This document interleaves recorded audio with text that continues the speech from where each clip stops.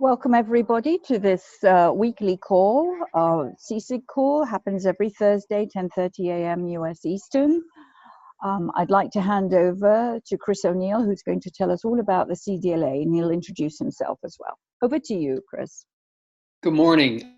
Thank you very much, Susan. My name is Chris O'Neill, as Susan mentioned. I'm an intellectual property attorney at IBM, based in New York. And I want to thank Susan for the opportunity to speak to you this morning about the CDLA, which is basically a set of model data licenses that was introduced by the Linux Foundation last fall for use in open data projects. At IBM, we're sponsors of the Linux Foundation, and I actually participated with lawyers both at the Linux Foundation and amongst its sponsor community to develop this set of agreements. And a number of the charts I'm actually planning to show, I actually borrowed from Mike Dolan at the Linux Foundation, so I thank him for that. Now, although I'm a lawyer and I will be discussing key terms of the agreements at a high level, my plan today was to discuss the terms really at a conceptual level rather than diving into detail on contractual language. If there's a need to do that at some later time, I'm certainly happy to come back and walk folks through specific language. As with any agreement, the devil is in the details. In this case, I would say the angel is in the details, but the agreement was carefully constructed for really a couple of reasons. One, obviously, because we were trying to accomplish a challenging set of goals, which was to extend an open source model of licensing to a sort of a new area, which is the concept of the data licensing field, where the law isn't exactly the same, and there are some challenges there, and also because we really wanted to make sure that the agreement was relatively short in length. So, I mean, if you look at, for example, some of the major agreements out there, some of them are very, very long. I mean, the LGPL is 20 pages long or something, and the GPL is maybe 7 or 8 pages long, and the CC licenses are typically about 11 pages long. So the CDLA is about 4.5 pages long, and the way that got so short, or that it got so compact, was really by a lot of care in the drafting process. Chris, should I move forward? Should I move the slides forward? These are just introductory remarks. Oh, okay. So I put my email address on here. My plan is to talk for about 20 minutes, and then leave time at the end for questions. So so in case you have questions that we don't get to today, if you want to send me an email, I've got my email address on the first page here, and if not, obviously we certainly I'm happy to try to answer as many questions as we can get to today. So if you move to the next slide, this chart and the ones that follow, the next couple ones that follow, really just sort of set forth the stage for the relevance of this topic. Data has been described as sort of the next natural resource. Without it, many of the advances that we've made in our capacity to draw insights from data is really basically wasted. You've got the capability, but you don't have the data to run it against. And so you look at some of the fabulous analytics tools that are out there, and the truth is that if you don't have the grist to put in the mill, you've just got a mill with no grist, and that's a problem. And the other truth is that no one entity is going to be able to maximize their insights from simply looking at their own data. We really have to share to survive, and to maximize the promise of data, we really have to share it. And really, that's what the CDLA is all about. It really, moving to the next slide, the CDLA licenses are designed to enable open data sharing. And basically what we attempted to do when we wrote them was to try to embody some of the lessons that we had learned from 20 to 25 years of source code sharing using the variety of source code licenses that were used in the open source community over the years. And then attempting to address those aspects of data that make it a little bit unique from an intellectual property perspective. And also make some of those traditional open source licenses not as appropriate for data as they are for code. Moving to the next slide. So some of the things that are driving the interest in open data, I don't really need to explain to all of you. It's a bit of preaching to the choir, but obviously machine learning and AI are driving a huge amount of demand for data. And we're also seeing the huge advantages that we're reaping, for example, from even things as simple as the GPS in your car or on your phone. It's hard to even imagine how we survive looking at maps or looking up numbers in the phone book or what have you. And a lot of that is really based on shared data, on open geolocation systems, and shared traffic information, et cetera. And the truth is that the need to share and the desire to share is really affecting organizations across the spectrum of governments, academia, NGOs, commercial entities, you name it, there's an interest in sharing data. But what we're really looking for is identifying common principles and the ability to share on a basis that all can actually make use of the data.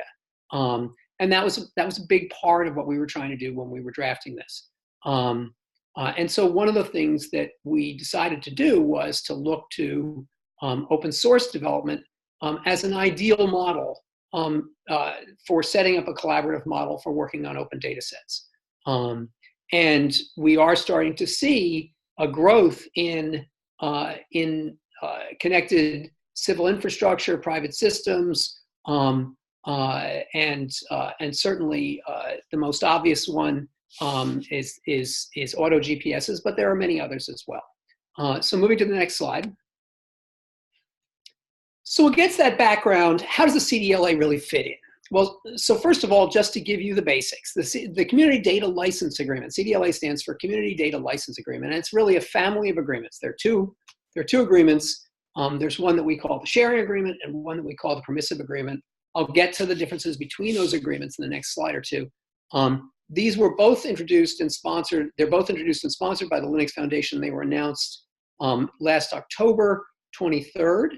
And they're modeled on the structure of principally two leading open source agreements. One of them is the GPL, or the General Public License, the GNU General Public License, which is the sort of the leading copyleft style license. And the other is the Apache Software License version 2, which is probably the leading what we would call permissive open source license. And they're really designed for use by any independent data communities that are looking for open style licenses that reflect the nuances of data licensing as opposed to software or pure copyright licensing. And really, the CDLA is designed to promote the free exchange of data, as I said earlier. It permits data to be freely used, modified, and republished. Its authorship and source attribution statements have to be preserved. So one of the big issues in the open source community is people who author or contribute content are entitled to get credit for the content that they create. And you can't just expunge their role in creating that content or notices of their role in creating that content. We've attempted to preserve that obligation in the CDLA. No use restrictions are permitted. And when I say use restrictions, I'm talking about things like the no commercial use restriction language that you see in some of the CC agreements, the Creative Commons agreements, and others. Also restrictions that might limit the use of data to particular types of solutions industry restrictions, those sorts of things. Obviously, trade secret restrictions are essentially anathema in the context of open sharing licenses and like open data. So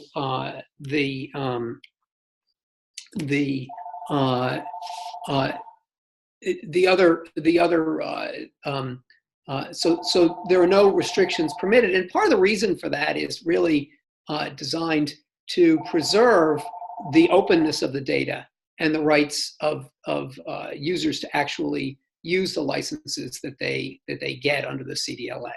So it's a little bit counterintuitive. Often, restrictions are thought of as ways to limit or as ways to control IP. In this case, we're really using the IP rights to preserve the freedom of people to use the data, and that's actually sort of a principle that's common with open source licensing.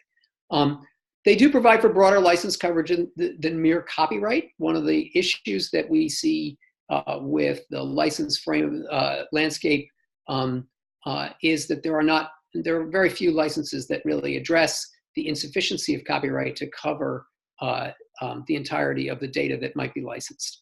And there are also, and this really is unique, there are explicit permissions to create separate works and analyses of licensed data, which is the major reason why you would share it in the first place. And then obviously there are also characteristic open source warranty disclaimers, et cetera, that are really designed to minimize the legal exposure that someone might otherwise run in sharing data. Very similar again to the open source world. And since for the most part no one's getting paid to do this to do the sharing, it's important to recognize that they shouldn't be asked to take on a whole lot of legal responsibilities as well. So next slide. So the key terms, probably the most important thing is that from the perspective of the family of agreements, I mentioned earlier that we have a sharing agreement, and in essence, all data. The point about the sharing version of the agreement is that all data republished under the agreement must be licensed under the terms of the CDLA sharing license. So that sort of identity between you receive under the CDLA sharing, you have to republish under the CDLA sharing is a classic characteristic of what lawyers sometimes refer to as a copyleft license. It's a characteristic of the GPL license, which is sort of the leading copyleft open source license. There's a very similar set of terms in the CDLA that relates to not only to an obligation to republish data that you received under the CDLA, under the terms of the CDLA, but also data that you add to the corpus. So if you choose to make to contribute additional data to a data set that you've received under the CDLA and decide to publish either modifications, changes to that data, or any data that you want to add to the corpus, you have to release that under the CDLA sharing agreement.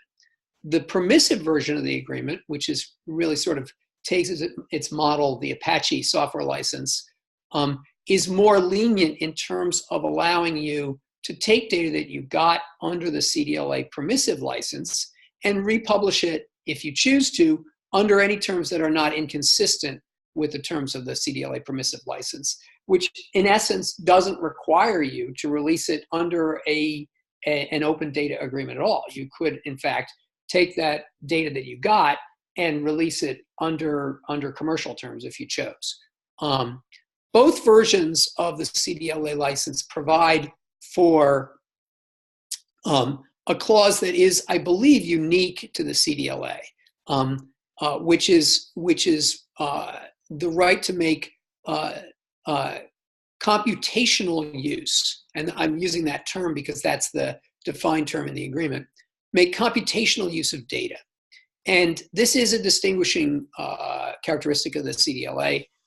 It's broadly defined as enabling the right to analyze data and to create analytical works based on it. If I were to analogize, think about writing a book report when you were a kid in school. You write a book report about a book. You may talk about the plot of the book. You may talk about the characters. You may even quote, a few lines from the book in your book report. But that book report is not governed by the author's copyright. That book report is a totally separate work, and it isn't even, I think most copyright practitioners would say that's not even a quote unquote derivative work of the book. Now, you couldn't have written the report without having read the book, and you clearly are taking aspects of the book in creating the report, but because it's essentially a piece of criticism, it's a piece of critical work, the US law would say, look, that's a transformative use of the copyrighted work, and it's not governed, it's not limited by the copyright of the author of the original work. In essence, the computational use language is intended to capture that concept.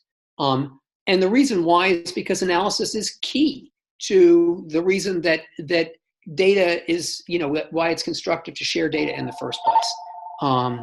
And so that's a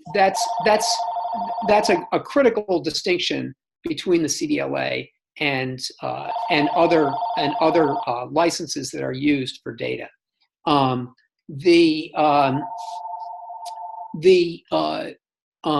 The key point about computational works prepared on using this computational use right is that those works, unless they include more than a de minimis amount of the data itself, those works are not governed by the requirement that they be released under the CDLA sharing agreement.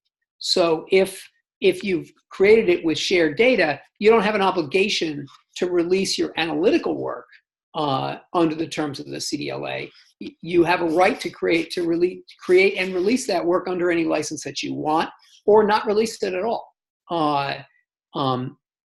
The other points are basically typical of open source licenses: minimal reps, no warranties, broad limitation of liability. But importantly, there is no right to prohibit commercial use of data or impose any other restrictions on the use of data. Moving to the next slide. So what are the two differences? I think I've pretty much covered this. I've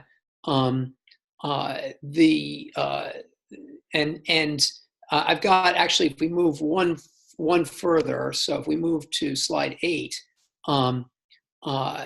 these are Linux Foundation slides, and basically they're really talking about what does the copyleft obligation apply to in the context of the sharing agreement.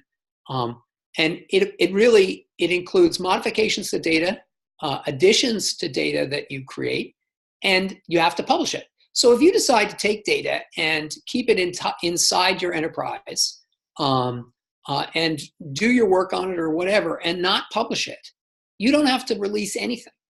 In essence, what it's really saying is, if you do choose to release modifications or additions to a CDLA sharing data set, you do have to release those modifications on CDLA under the CDLA sharing agreement. So it's a little bit of it's totally within your control as to whether you decide to do that, but you can't release it under something else. So moving to the next slide, why is an open data agreement even necessary? And that's a reasonable question, and it really gets into the law. Currently, there's a variety of agreements out there that are being used for data. Some of them are as simple as just public domain style agreements. the CC0 agreement is effectively a copyright disclaimer. Some data sets have been released without any license terms at all. But I think that what's emerging is that there's a feeling that open source licenses themselves are not totally appropriate for data. And even the CC licenses, which certainly have been used for some types of data, not just the CC0, but the CC40 and others, they are strictly copyright licenses. And since copyright law is not entirely uniform across national boundaries, particularly with regard to fair use rights, we really felt like it was incumbent on us to try to address some of those inconsistencies, as well as just the vagueness of striking the balance between fair use and derivative works. That we felt that there was some clarity that we could add in the CDLA. And the fact is that what we were concerned with was that we didn't want companies or entities to hesitate to publish because it was unclear exactly how their data would be treated once it was out there. The idea here was to get out with what we thought was a quality set of agreements and make them available for adoption early on in the process. Already, we're seeing that there's a potential for fragmentation of data sets due just to license incompatibilities. In particular, for example, there are entities that have released data under no commercial use restriction terms, but there's really been no consistency in how those are interpreted, and so that there's a concern that if people don't know how they can interpret these, they can't really make decisions about whether they can use the data or not. Moving to the next slide. Data, and this really goes to the issue of source code versus a data license. Source code is not really the same as data, obviously. Data is often not protectable by copyright. Not always not protectable by copyright. The CDLA is written to encompass a range of data. It can cover straight numerical sorts of data or straight reporting sorts of data like temperature charts or train schedules or what have you, which would typically not be protectable by copyright. There's a citation to the Feist Publications case, which is a sort of a Supreme Court copyright opinion that holds that, for example, the listings, the address and telephone listings in the white pages are not protectable by copyright. And the fact is that copyright protects expression and not the facts itself. A lot of open source licenses have patent clauses. Typically, patents aren't applicable to data. And so, and the other point is that much of the value of data, unlike code, is really in the ability to study and analyze it. Traditional open source licenses don't explicitly provide for those rights. So the other point is that in order to fully protect a data set, an open data license really needs to do more than simply rely on copyright as its underlying basis. So the CDLA does rely in part on contract, as well as on a spectrum of other rights, database, certain database rights in Europe, et cetera, to try to assemble a full spectrum of protection for data released under the agreement, which is something that, for example, the CC agreements disclaim anything but a copyright license. So what we're trying to do is we're trying to do that in order to prevent access to licensed data from being restricted, not so much to lock down access to data, which some data provider organizations are trying to do. We're trying to do the opposite with this expansive protection scheme. Moving to the next chart. Chris, you have 5 more minutes. Okay, that's fine. So let's we don't have to really go through. Let me just go to chart 13. Who can use the agreements? Basically, anyone can. They're really put out there for the community to use. And the only issue that I would say with respect to that is that while they're available for free adoption and use, we do have an agreement sponsor. That's the Linux Foundation. And only the sponsor can modify the terms of the agreement. So what we anticipate, or what the Linux Foundation anticipates, is that they will be coming out with versions from time to time as issues are raised with the agreements, and so. But otherwise, if you choose to use the CDLA, you would be using the CDLA as it's published by the Linux Foundation. But there is no charge for doing that. So sort of a little bit like how the Free Software Foundation promulgated the GPL over the years, but didn't necessarily reserve to itself the exclusive right to use the GPL. Anyone can use the GPL, but you have to use either version 2 or version 3 as you choose. So that is pretty much what I had prepared.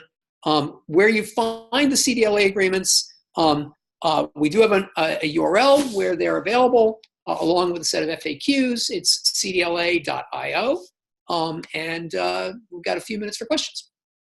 So there is a question in the chat. Since it is a year old, is CDLA being adopted by lots of organizations, by IBM? So that's a question in the chat. Yeah, the answer is it has not had a huge amount of uptake yet. And in fact, one of the things that we're redoubling our efforts to promote knowledge of the agreements and understanding of the agreements. It has not had it has not been taken up in a major way. I think Cisco has released some data under it, and we are planning to release some data under it, and hopefully we'll be doing that in the next month or two. We are encouraging our data scientists to the extent that we can to release to use the CDLA as it is out there, and we definitely want to use it. So. And I would just add, if I could briefly, that this is Jeff Borek. There is a lot of interest in this, and yet it's interesting from an IBM perspective because part of our overall focus as a company has been on private data and the fact that data is a competitive advantage. A lot of the messaging that's come from IBM at a high level has been about, protecting your data and keeping it, in-house behind your firewall. But there's clearly a strong need for a effective way to share data, because just using the analogy with open source, when you share things, you help create ecosystems and you create additional interest in synergy. So Chris and other members of the team are all working within the company to try and identify those opportunities to share the data, and we hope to get something out late this year, early next year. There are a couple more questions in the chat. Training AI systems, any pointers to those of us not advanced in these agreements? So there's question in relation to training AI systems, and then carry on, Chris. Okay, so I was just going to say there certainly we anticipate that training AI systems would be a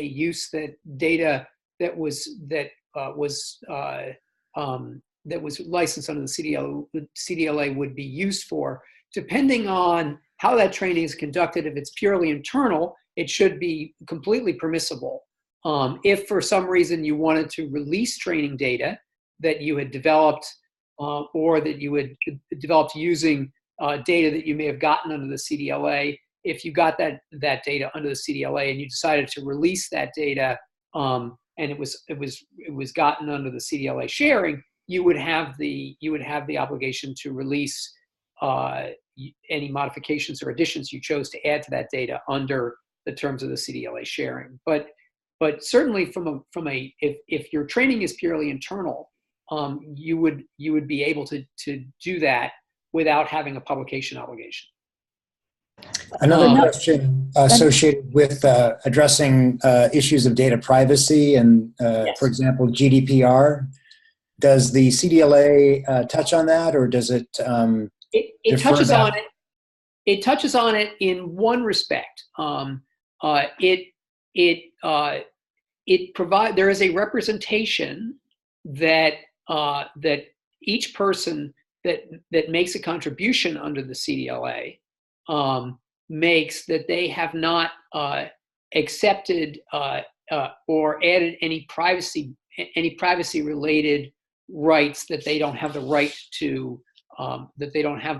to pass in their contribution. So this is an interesting issue because obviously the exact scope of GDPR is not totally known at this moment as well. I think, practically speaking, what that means is that I would advise, just if somebody came to me and said, I want to put out a whole bunch of privacy information under the CDLA, I would advise them probably not to.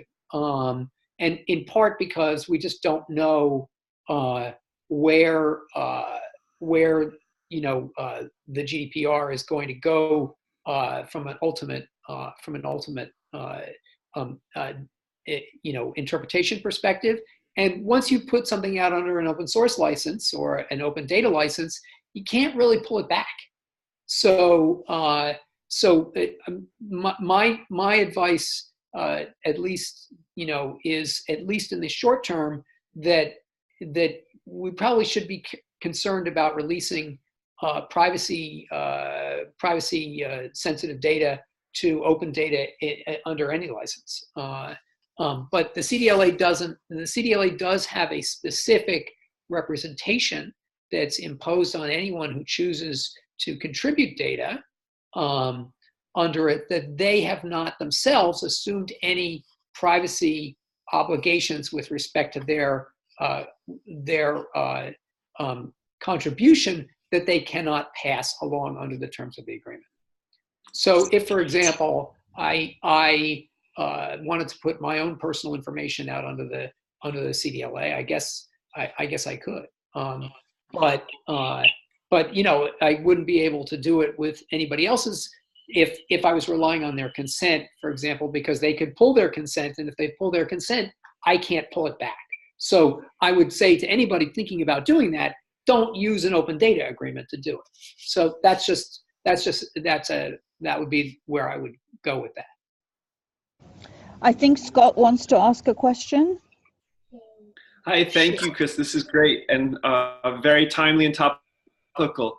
So I'm curious about Creative Commons licensing, CC4 licensing, and copyright, or whether it could refer to data as well. My question is, in developing an MIT OpenCourseWare centric in 5 languages online university, CC4 licensing allows for sharing, adapting, but non-commercially, per the executive director, Cecilia De Oliveira of MIT OpenCourseWare in the past. And I'm curious about the adapting aspect of MIT OpenCourseWare.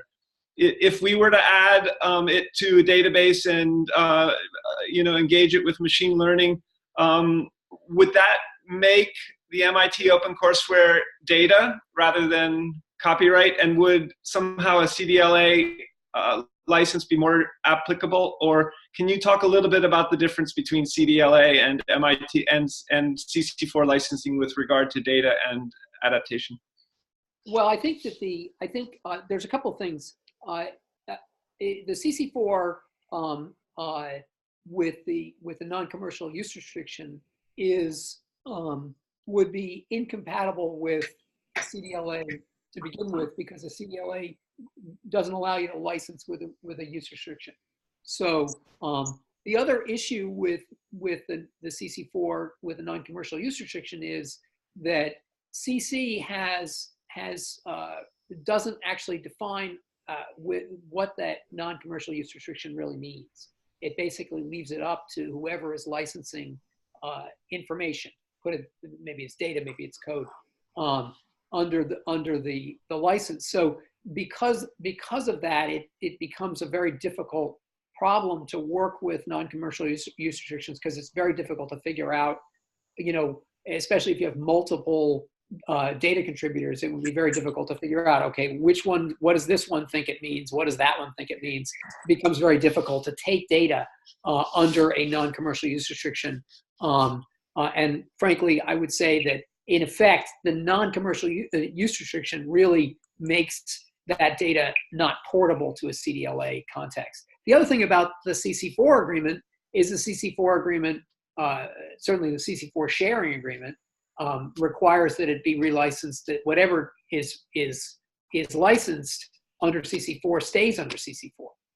And so moving it to CDLA would be a problem in and of itself, unless, and I'm not saying that this could never happen, unless we can establish some compatibility relationship or expectations, which at this point we have not yet done. Okay. Thank you for the awesome explanations, Chris. Just one final question before we close. Is the uptake problem the challenge of who owns and has the rights to the data that is contributed? Is that who we need to target, to increase the uptake? I think that it's a bit of a mixed bag. There are certainly circumstances where there is data available that could be relicensed under the CDLA. Any data, for example, that is that's in the public domain or subject to for example, CC0 public domain style disclosure, disclaimer, could be relicensed under the CDLA. Clearly, a new project where data is being released that originates at an organization can be licensed under the CDLA. But this is an existing data collection that comes that's already licensed under a license that, for example, has copyleft elements to it. Say, for example, the CC sharing agreements and the like. Present problems because they require by their terms that they be relicensed under those terms, as opposed to different terms which the CDLA would represent. So it is it's a bit of a checkerboard. I think that clearly the most important thing is educating folks as to the benefits of the CDLA and why it's an important license to consider. Obviously, getting in at the ground level, if you're starting a data community, the license you pick to license that data on is going to be enormously influential in what's going to in how that data is going to grow and be licensed on into the future. Part of the reason we wanted to get out there with the terms before there were necessarily a huge number of data projects that were even out there was because we wanted people, when they were thinking about putting data out, to have an example, to have some agreements that they could put them out there under, that we felt were well drafted, that had thought about the issues and represented a fair balance between openness and protection. Thank you very much, Chris.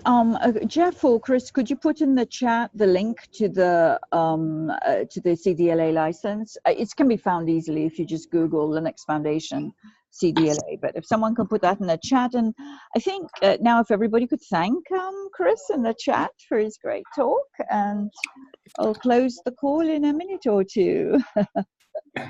I would also just say that if any of the folks on the call or folks that you come in contact with over the next days and weeks express interest, would like to talk to someone about this, and would further like to consider putting something out, we'd love to engage with them, because we, I think, view pragmatically that just like there are many licenses out in open source software, there are going to be a couple of different licenses. There's already, at least a half dozen licenses out there, but really, I think it's fair to say that none has really gained any traction. It's still early days as of yet, and we think that the CDLA with its 2 variants has strong merit, and we'd like to see wide adoption over the next 12 to 24 months.